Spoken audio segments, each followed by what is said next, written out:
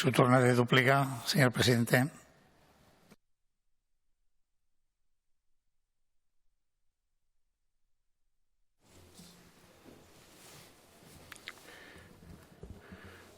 Señor Morón, me imagino que su partido ha nacido con la vocación de llegar algún día al poder. Y cuando hay que optar en una investidura se pueden hacer tres cosas: votar a favor, votar en contra o abstenerse. Y evidentemente siempre existe la opción de la abstención. Ustedes votaron entusiásticamente a favor de gobiernos del Partido Popular, cosa que me parece absolutamente normal, y bueno, recientemente han optado a la presidencia del Gobierno de España.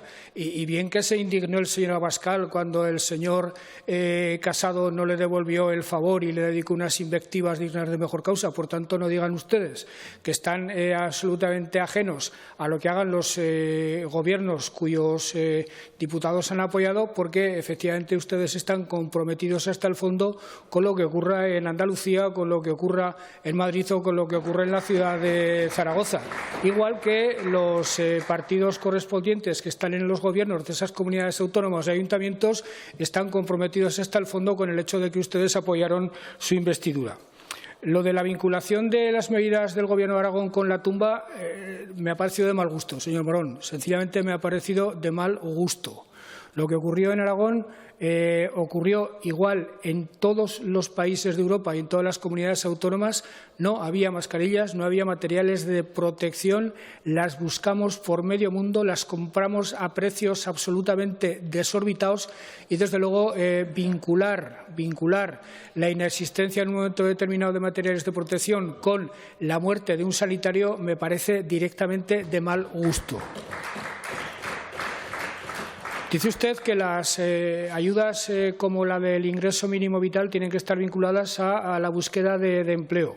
Hay un concepto que es también republicano, pero progresivamente asimilado por la práctica totalidad de las fuerzas políticas del continente europeo, que es el de la renta básica, que tal como se concibió inicialmente no ha sido aplicada en ningún sitio, pero que se van adoptando figuras que tienden progresivamente hacia esa renta básica, y el ingreso mínimo vital es una aproximación a esa renta básica, como lo era de alguna forma de manera embrionaria el ingreso aragonés de inserción, o como quería serlo una ley que se debatió de manera intensa y extensa aquí en Aragón en la pasada legislatura. En todo caso, Aragón legislará en los próximos meses hablando de percepciones de subsistencia y vinculándolas también a la búsqueda de empleo, que espero que cuando llegue el momento, ya que usted se pronuncia por esa fórmula, las apoye. Dice que ustedes creen en otra Europa, pero es que Europa, entendida como un proyecto político común, solo es posible de esta forma.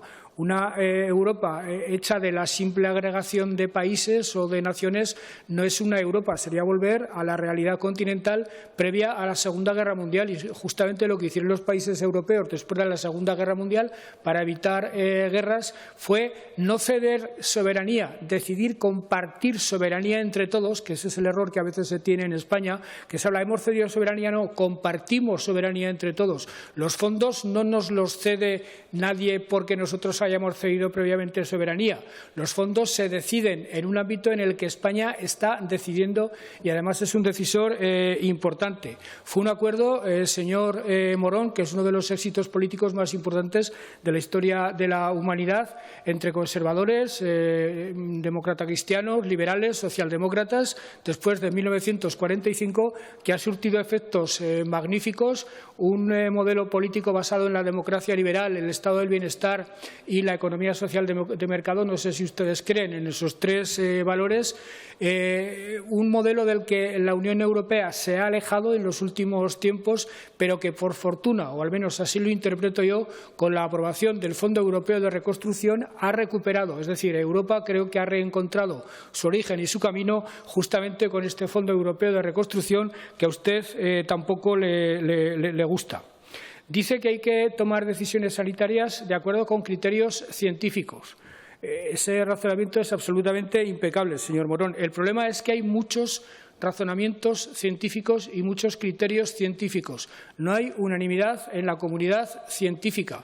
Cuando alguien decía que no había que utilizar mascarillas es porque la propia OMS decía que no había que utilizar mascarillas, que eran absolutamente prescindibles. Es decir, se ha ido cambiando, se han ido modificando criterios por parte de los científicos que aún ahora, varios meses después, siguen sin ponerse de acuerdo. Por tanto, un gobierno autonómico o el Gobierno de España o el francés tomarán decisiones basándose en criterios científicos, pero que a lo mejor otros científicos rebaten. Y por último, señor Morón, yo no he hecho la culpa a los ciudadanos. Yo ya dije ayer que el principal responsable y quien más obligado está a asumir responsabilidades y quien más obligado está a rendir cuentas es el Gobierno.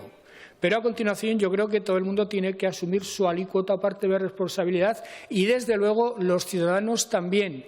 Y no decirles a los ciudadanos que son responsables también de lo que ocurre es absolutamente demagógico y le hace un flaquísimo favor a la causa de la curación del virus, porque tenemos absolutamente claro a estas alturas que donde fundamentalmente se producen los contagios es en ámbitos privados y como consecuencia de la irresponsabilidad ciudadana. No se puede decir que los bares no son sitios donde se produce virus y que cerrarlos es demonizarlos y al mismo tiempo decir que en las casas tampoco se produce ningún problema porque a los ciudadanos no se les puede nunca reprochar absolutamente nada. Yo creo que en los bares se producen contagios y hay que indemnizar a los bares por la pérdida de ingresos que tienen por ello, pero a los ciudadanos hay que decirles con toda claridad que si no son responsables, que si no respetan escrupulosamente las prescripciones de la autoridad sanitaria y de los gobiernos, si siguen haciendo muchos de ellos, no todos, pero sí muchos, lo que están haciendo, ya pueden desgañitarse y dejarse la piel los médicos y las enfermeras. Los hospitales, hasta que no haya una vacuna, seguirán llenos y, sin embargo, con responsabilidad ciudadana, seguramente los médicos y las enfermeras vivirían mucho más tranquilos. Gracias, señor presidente. Continuamos con el Grupo Parlamentario de Izquierda Unida.